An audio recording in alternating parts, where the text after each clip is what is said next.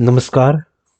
आज हम 10 objective question MCQ के रूप में डीएनए रेप्लिकेशन पर देखेंगे, जो आपके एग्ज़ाम किसी भी कम्पिटिटिव एग्ज़ाम के लिए बड़े बेनिफिशियल होंगे और कैसे ऑब्जेक्टिव क्वेश्चन को सोल्व करना चाहिए डिटेल में, वो सब भी साथ के साथ सीख लेंगे। आइए देखते हैं। First question is what is the primary enzyme responsible for DNA replication. कौन सा एंजाइम जिम्मेदार है, मुख्य जो एंजाइम वो रेस्पॉन्सिबल है डीएनए रेप्लिकेशन के लिए। डीएनए का तो आप जानते ही हो, D oxy ribose nucleic acid. Nucleic acid ये अम्ल की तरह काम करता है और डीएनए के हम तीन ये डीएनए होता है न्यूक्लियोटाइड का बना होता है। और जो न्यूक्लियोटाइड है, न्यूक्लियोटाइड की एक लंबी श्रृंखला होती है। न्यूक्लियोटाइड की एक लंबी श्रृंखला होती है जिसमें एक न्यूक्लियोटाइड 3 चीजों से मिलकर बना होता है: सुगर, फॉस्फेट ग्रुप और नाइट्रोजन बेस।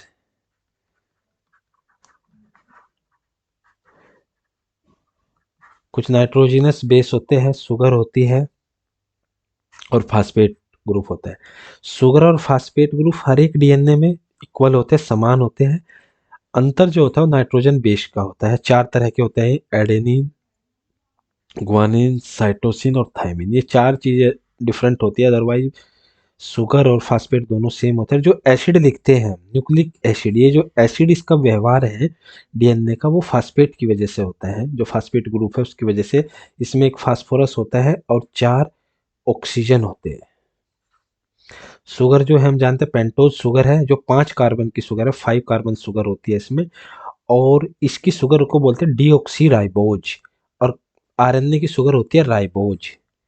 अंतर क्या है दोनों शुगर में अंतर क्या है कि इसमें जो 5 कार्बन होते हैं इसके कार्बन नंबर 2 पर अंतर होता है। कार्बन नंबर 2 में क्या होता है कि जो आरएनए होगा उसमें कार्बन नंबर 2 पर हाइड्रोक्सिल ग्रुप होता है OH। और डीएनए के अंदर कार्बन नंबर 2 पर केवल हाइड्रोजन ग्रुप होता है, एक ऑक्सीजन की कमी होती है, यहाँ पर ऑक्सीजन नहीं होता है। ये अंतर होता है इनकी शुगर में। नाइट्रोजन बेस का भी एक अंतर होता है दोनों में।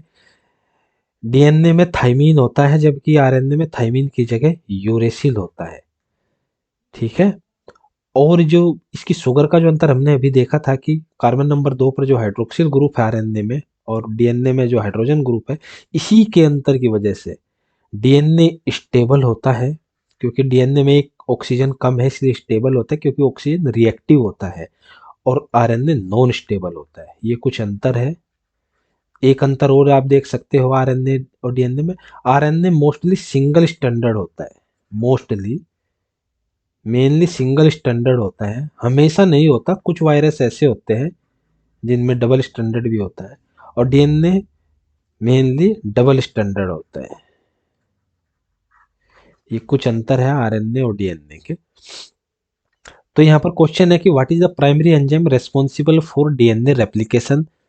डीएनए रेप्लिकेशन के लिए कौन सा एंजाइम जिम्मेदार है? लाइगेज है, पॉलीमर डीएनए लाइगेज है, आरएनए पॉलीमरेज है, डीएनए हेलिकेज है या डीएनए पॉलीमरेज है।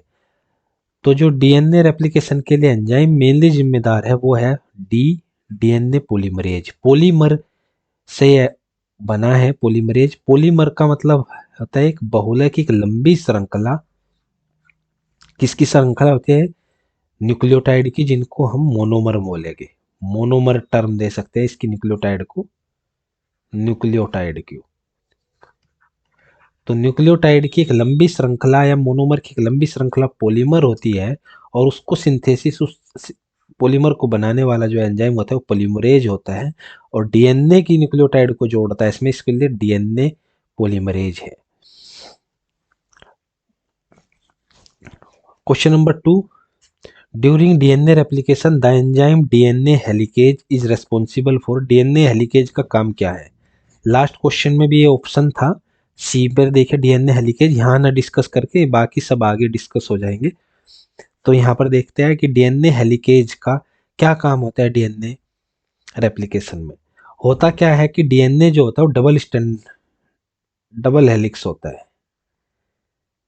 और जब सिंथेसिस होगा डीएनए का तो ये दोनों स्ट्रैंड जो हो गए अलग अलग हो जाते हैं। अभी तो ये दोनों जुड़े हुए हैं हाइड्रोजन बॉन्ड से, है ना, हाइड्रोजन बॉन्ड से जुड़े। और हाइड्रोजन बॉन्ड किसके मध्य में होता है? इस स्ट्रैंड के नाइट्रोजन बेस और दूसरे स्ट्रैंड के नाइट्रोजन बेस के मध्य में हाइड्रोजन बॉन्ड होता है। इस हाइड्रोजन बॉन्ड को ब्रेक करके अलग अलग करना, इस hydrogen bond,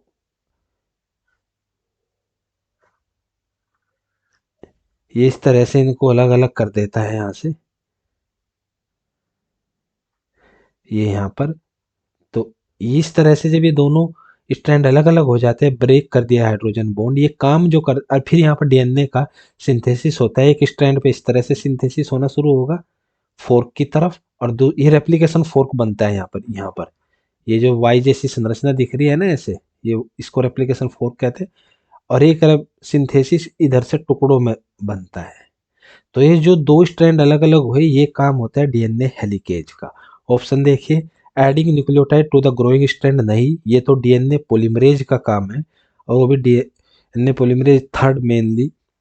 unwinding the DNA double helix, yes, ये आंसर है कि दोनों जो डबल हेलिक्स स्टैंडर्ड है डीएनए को, उनको अलग अलग करना, अनवाइंड करना उनको। सिंथेसाइजिंग आरएनए प्राइमेज, नहीं, ये प्राइमेज का काम है। कनेक्टिंग ओकाजाकी फ्रेगमेंट्स, ये जो टुकड़े बने हैं ये छोटे छोटे, इन टुकड़ों को जोड़ना, ये काम होता है इन टुकड़ों को कहते हैं ओकाजाकी फ्रेगमेंट, इनको जोड़ने का काम करता है लाइगेज, डीएनए लाइगेज इनको जोड़ने का काम करता है। तो answer is b. Question number third, the leading strand in DNA replication is synthesized continuously in the, कौन सी डायरेक्शन में, क्या डायरेक्शन बोलेंगे आप इसको? जो लीडिंग स्ट्रैंड है, वो जो रेप्लिकेशन होता है उसको किस डायरेक्शन में होता है? ये देखो 5 प्राइम, इसको प्राइम बोलते हैं, 5 prime to 3 prime, 3 prime to 5 prime, 5 prime to 5 prime, 3 prime to 3 prime. तो कौन सी डायरेक्शन? हमेशा याद रखना, लीडिंग हो या लैगिंग हो, यहाँ पर इसने लीडिंग लिखा हो या लैगिंग हो, लैगिंग हो या लीडिंग हो, दोनों स्ट्रैंड में हमेशा जो सिंथेसाइज की डायरेक्शन होती है वो 5 प्राइम टू 3 प्राइम ही होती है। हमेशा डीएनए की सिंथेसिस की डायरेक्शन 5 प्राइम टू 3 प्राइम होती है। मान लीजिए ये आपका डीएनए है और ये आपका डायरेक्शन है, तो ये 3 प्राइम स्ट्रैंड है,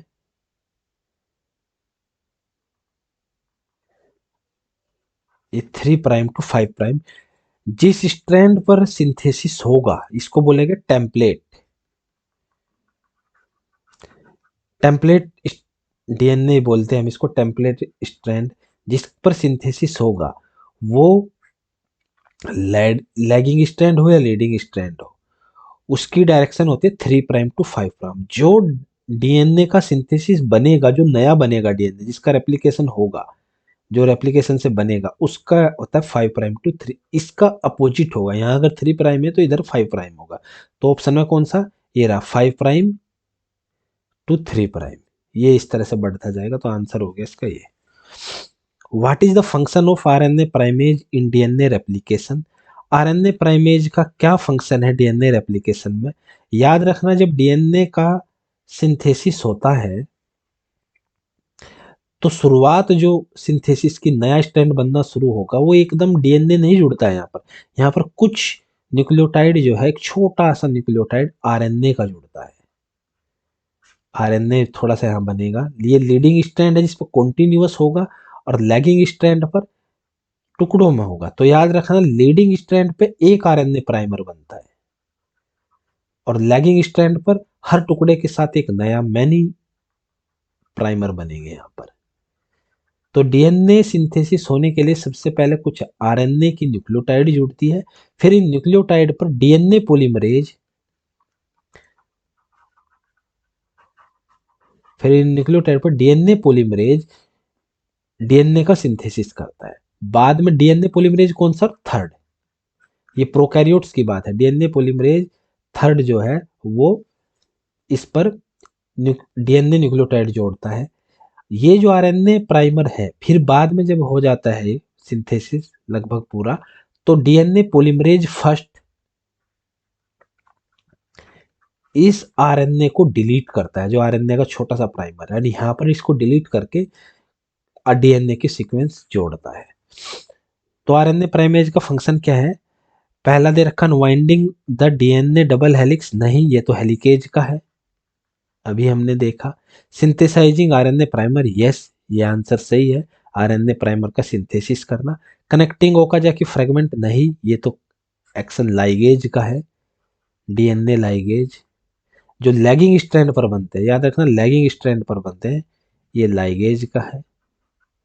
proofreading the newly synthesize DNA strand, proofreading का काम कौन करता है? ये DNA polymerase first.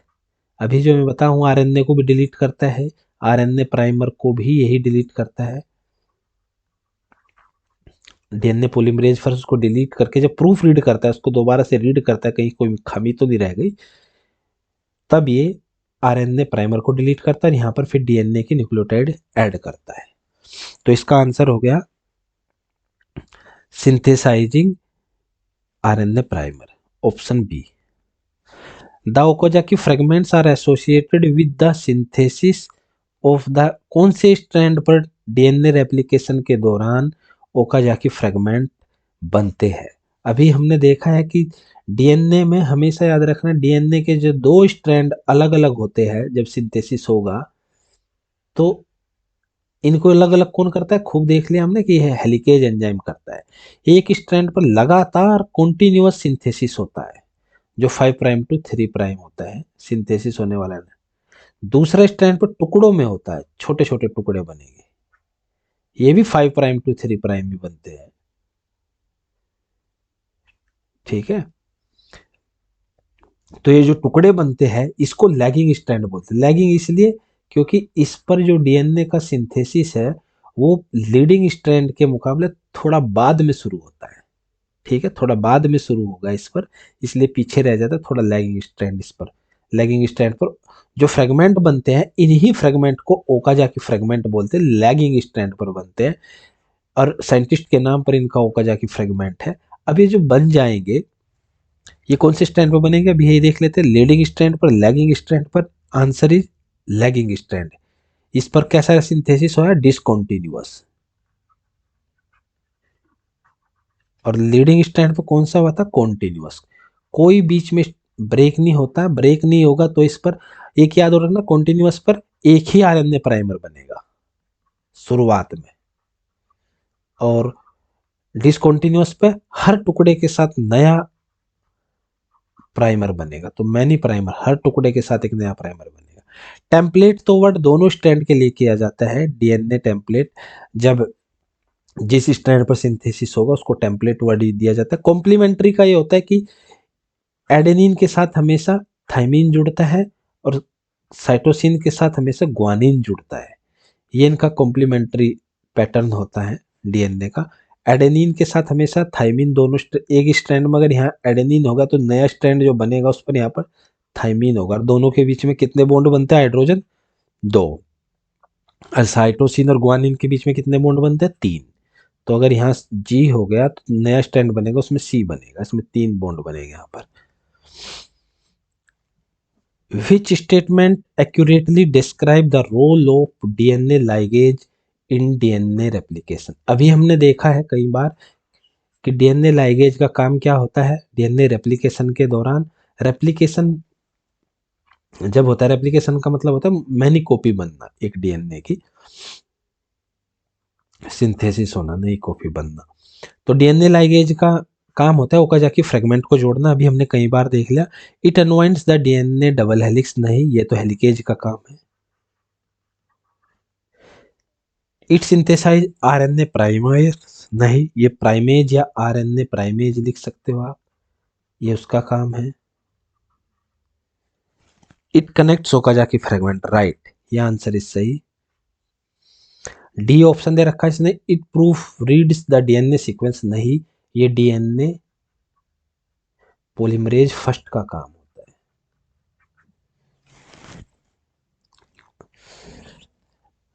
7th question है the process of DNA replication is semi conservative. देखो डीएनए का जो रेप्लिकेशन है वो सेमी कंजर्वेटिव टाइप का होता है, ठीक है। और इसके पहले जो डीएनए के जो रेप्लिकेशन है कई स्टेटमेंट सोचे गए थे, क्या कंजर्वेटिव होता है, क्या डिस्पर्सिव होता है या सेमी कंजर्वेटिव होता है। बाद में सिद्ध हुआ ये कि सेमी कंजर्वेटिव डीएनए का रेप्लिकेशन होता है। तो लेकिन इसका मतलब क्या है, देखिए 3 तरह के मॉडल सोचे गए थे लेकिन बाद में जो सही पाया गया वो सेमी कंजर्वेटिव है। मान लीजिए जो ऊपर ये ब्लू इसमें बना है ये आपका मूल डीएनए है, अब इसका रेप्लिकेशन होगा यानी कि सिंथेसिस होगी, तो किस तरह से बनता है डीएनए। एक मॉडल दिया गया कि जो ये एक नया डबल हेलिक्स है, ये पूरा एक मॉलिक्यूल है, इससे एक दूसरा मॉलिक्यूल बिल्कुल नया बनेगा। ये नए एक मॉलिक्यूल होगा पुराना ब्लू कलर में, रेड कलर का एक नया मॉलिक्यूल बनेगा, इसको बोला आपने कंजर्वेटिव।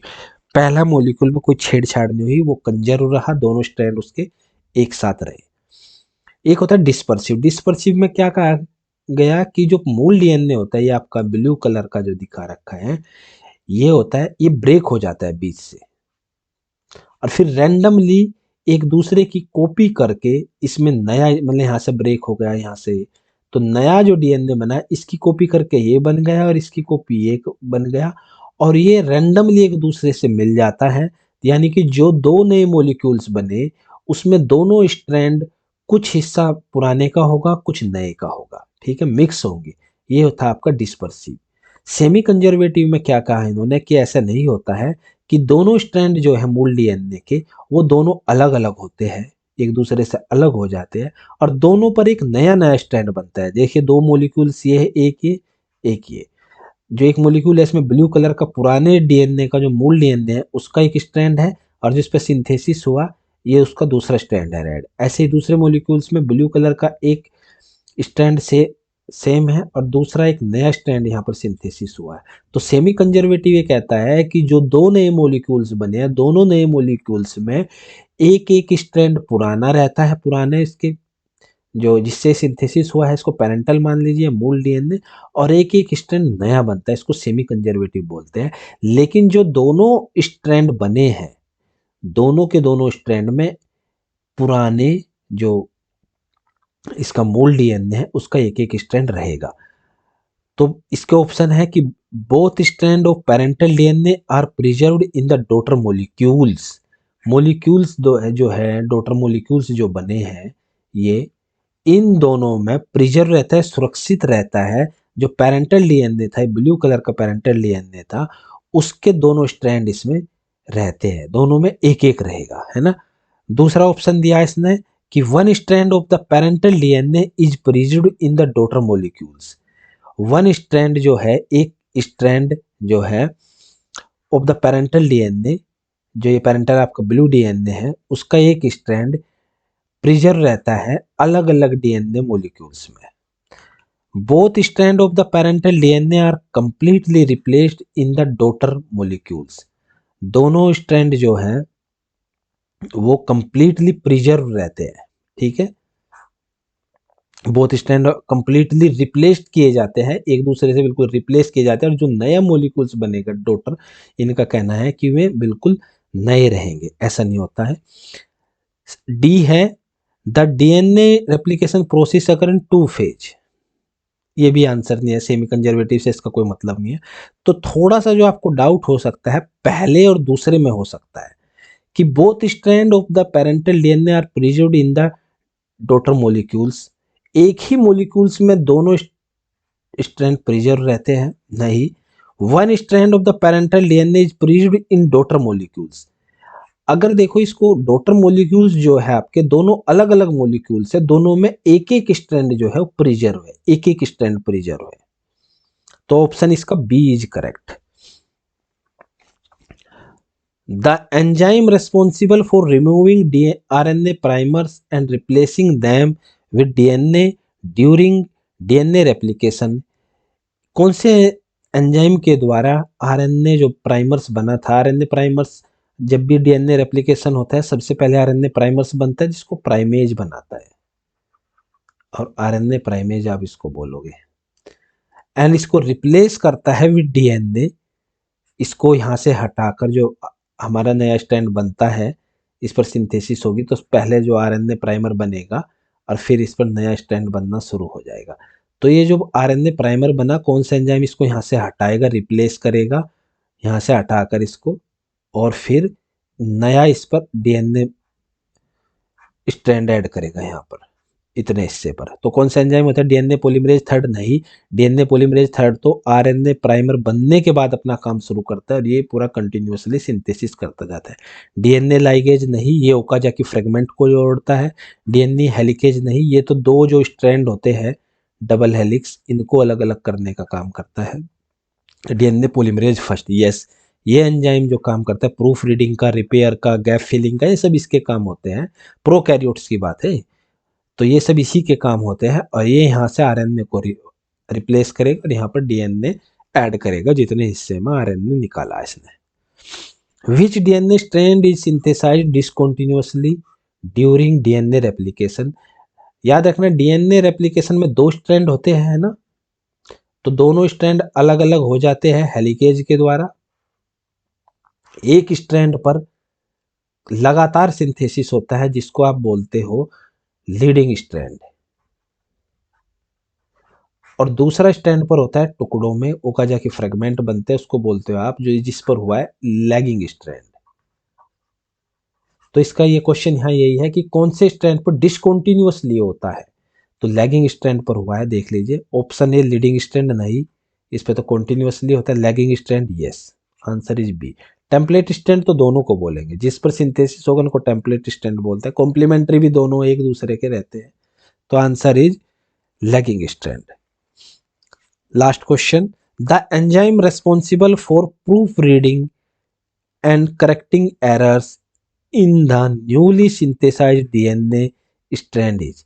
इसका क्या कहना है कि जो प्रूफ रीडिंग का काम करता है कौन सा एंजाइम होता है, और जो कहीं पर कुछ गलती मिलेगी, जैसे डीएनए हमारा सिंथेसिस हो गया, उसके बाद इसको प्रूफ रीड करता है कि कहीं सही से सिंथेसिस हुआ है या नहीं हुआ है, रेप्लिकेशन सही से हुआ है, सही न्यूक्लियोटाइड ए के साथ टी जुड़ा है, सी के साथ जी जुड़ा है, या जी के साथ सी जुड़ा है, ये सब कहीं कोई गैप तो नहीं रहा, सही से इनकी कॉम्प्लीमेंट्री पेयरिंग हुई है या नहीं हुई है। ये सब प्रूफ रीडिंग के दौरान एक एंजाइम देखता है जब सिंथेसिस हो जाता है, कहीं कुछ खामी मिलती है तो वो इसको करेक्ट कर देता है।